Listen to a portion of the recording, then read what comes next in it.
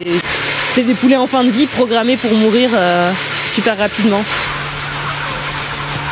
Là, il y en a un qui est en train d'agoniser. Il n'est pas encore mort, il ouvre les yeux de temps en temps et il respire très difficilement. Lui, il va quand même partir en viande. S'il est toujours vivant, il partira et ça finira en nuggets.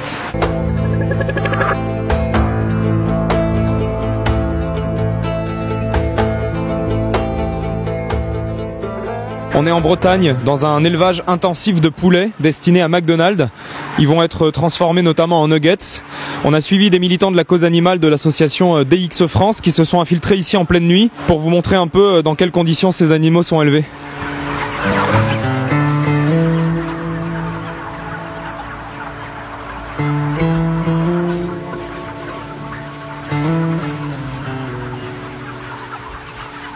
Non mais cette densité de poulets, c'est juste ahurissant quoi. Ils se marchent littéralement les uns sur les autres.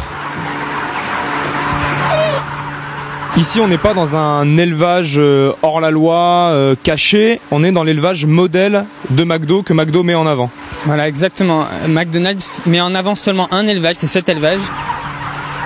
Comme les poulets sont génétiquement croisés pour produire le plus de viande, et les cuisses vont grossir et ils n'arrivent même pas à supporter le poids du poulet. Ça n'a plus rien de naturel en fait ces espèces-là. Ça n'a rien à voir avec des poules rustiques ou des poules sauvages ou des oiseaux sauvages, des animaux qui ont été faits juste pour produire de la viande.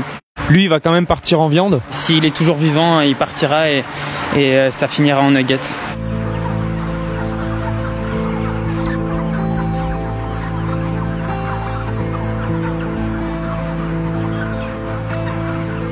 Là, il y en a encore un qui est mort et il s'est tellement fait piétiner par les autres qu'il est à moitié enseveli dans les excréments et la terre.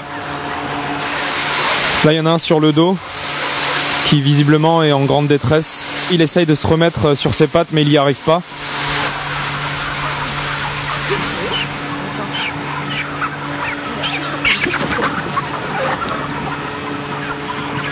Les poulets qui sont ici, ils ont quel âge ?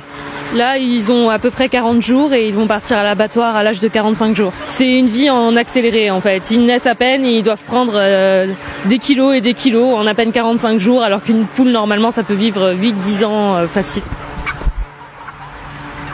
C'est des animaux qui n'ont aucun accès à l'extérieur et sur les 45 jours de leur vie, ils n'auront jamais de l'air frais.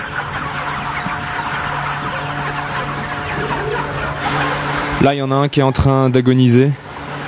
Il n'est pas encore mort, il ouvre les yeux de temps en temps et il respire très difficilement. Celui-là, on peut rien faire pour lui ? Non, là c'est déjà trop tard. C'est des poulets en fin de vie programmés pour mourir super rapidement.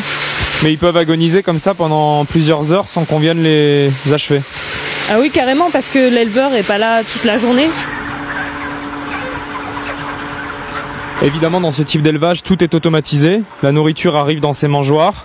Pour l'eau, c'est pareil, avec les tuyaux comme ça.